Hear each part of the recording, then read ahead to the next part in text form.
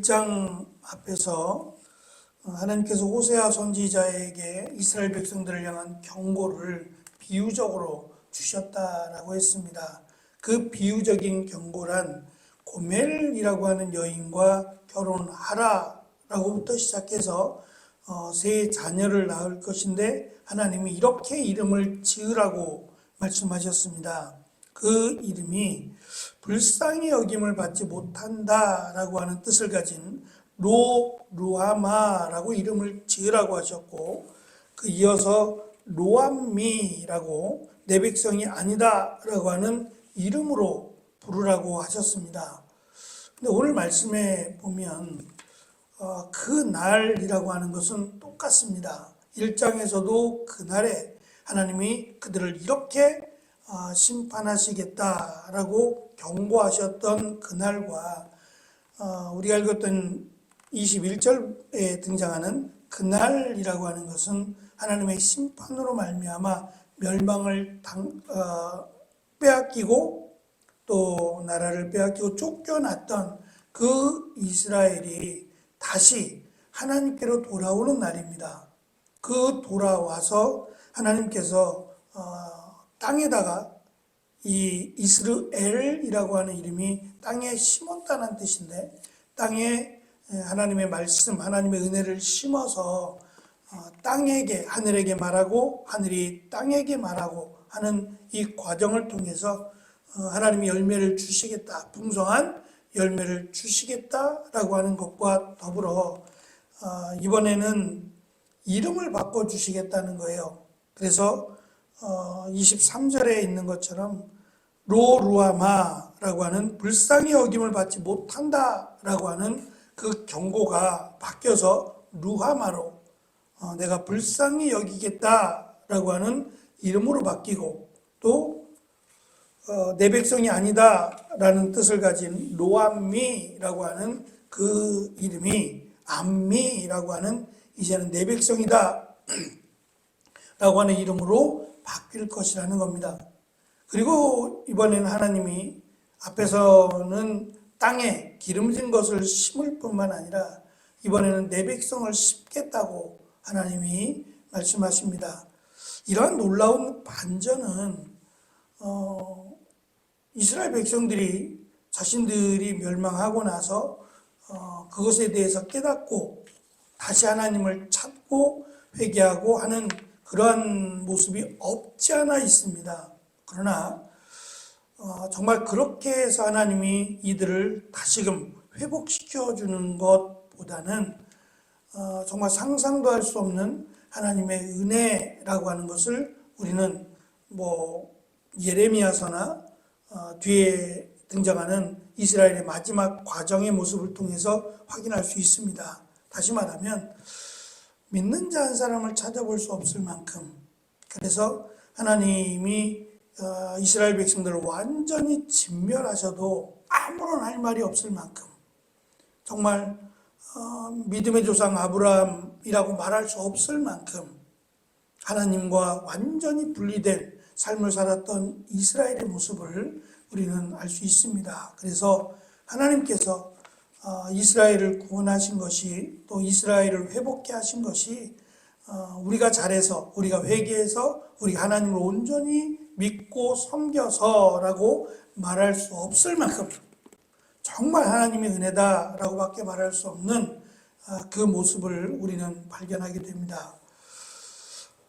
이렇게 하나님의 일방적인 은혜를 받고 하나님의 백성이 되었습니다. 그러면 이제 하나님의 백성된 이스라엘이, 또 하나님의 백성된 우리가 해야 될 일은 먼저 하나님의 은혜에 대한 감사와 찬송을 드리는 겁니다.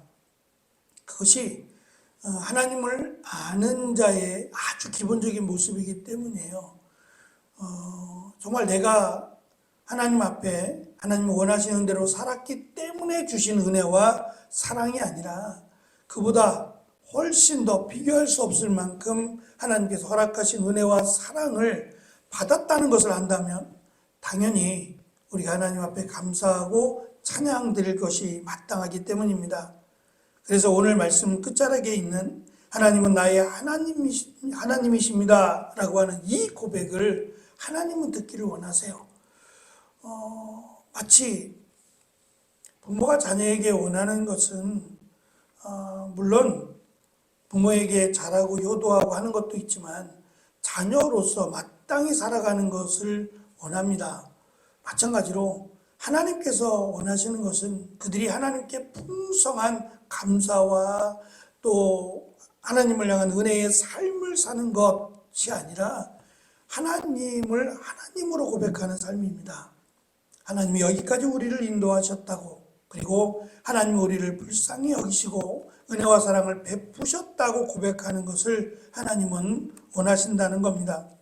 그래서 그날이라고 하는 똑같은 날처럼 보이지만 하나님의 경고를 무시하고 살아서 심판을 받았지만 그럼에도 하나님의 은혜와 사랑을 베푸셔서 돌아올 그날을 허락하신다는 겁니다. 그리고 그날에 돌아와서 하나님의 백성으로 비록 많진 않지만 그 적은 수라 할지라도 하나님의 백성으로 살아갈 수 있도록 다시 은혜를 허락하신다는 겁니다. 그렇다면 이게 지금 일어날 일이 아니라 장차 일어날 일들에 대한 예언의 말씀인데 그것을 어떻게 믿을 수 있습니까? 어떻게 그것을 우리가 확신할 수 있습니까? 라고 혹시 이스라엘 백성들이 그 부분에 대해서 의문을 제기한다면 그 내용을 3장에서 하나님께서 또다시 비유적인 내용으로 하나님을 떠난, 하나님을 배도하고 바알을 남편으로 삼은 그 이스라엘을 값을 주고 다시 사오라고 호세아에게 말씀하시고 그 고멜을 다시 아내로 맞이하라고 하시는 내용이 3장의 내용입니다. 결국 이 3장의 내용은 정말 하나님께서 우리를 버리시지 아니하시겠느냐, 하나님이 우리를 그래도 하나님의 백성으로 삼아 주시겠느냐라고 하는 의문을 제기한다면 이 3장의 내용이 하나님이 이렇게까지 우리를 사랑하실 것이고 우리를 하나님의 백성 삼아 주실 것이다 라고 하는 마치 증표의 내용이 3장의 짧은 내용이 될 겁니다. 문제는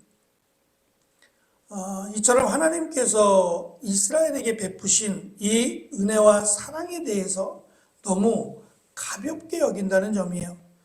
나는 마음대로 살아도 내가 원하는 대로 내 방식대로 살아도 괜찮은 것처럼 하나님의 사랑은 무한하시고 하나님의 은혜는 크셔서 그래도 하나님이 나를 사랑하실 것처럼 생각하는 경향이 있다는 겁니다. 그렇지 않습니다. 지금 같은 단어로 그날이라고 하는 단어로 똑같이 1장과 2장이 기록하고 있지만 그날이 다릅니다. 앞에서의 그날은 경고와 하나님의 심판의 날을 의미하고 뒤에 있는 그날은 그래도 하나님은 믿음의 사람을 찾으시겠다는 것이고 그 믿음의 사람을 회복시키겠다, 그들을 땅에 심겠다라고 하신 하나님의 은혜의 약속이기 때문입니다.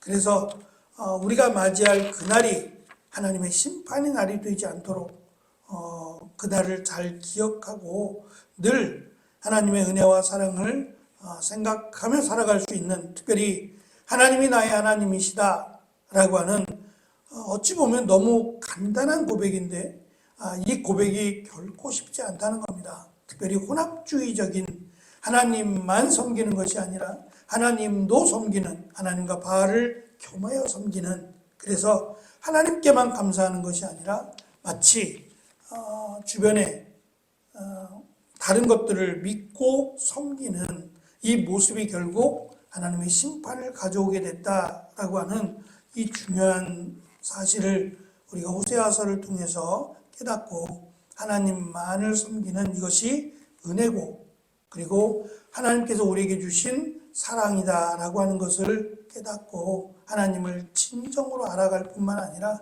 하나님을 온전히 믿는, 하나님만 믿는 귀한 믿음이 우리 안에 풍성해져서 우리가 주일에 늘 하나님께 나아올 때마다 한 주간 하나님의 은혜로 살았음을, 하나님의 사랑을 받았음을 고백하며 또 하나님께 마음껏 찬양 드릴 수 있는 귀한 주일이 되어지고, 또 하나님께서 회복시켜 주신다 하신 약속을 우리가 고백할 수 있는 귀한 은혜의 날이 되어지시기를 축원합니다.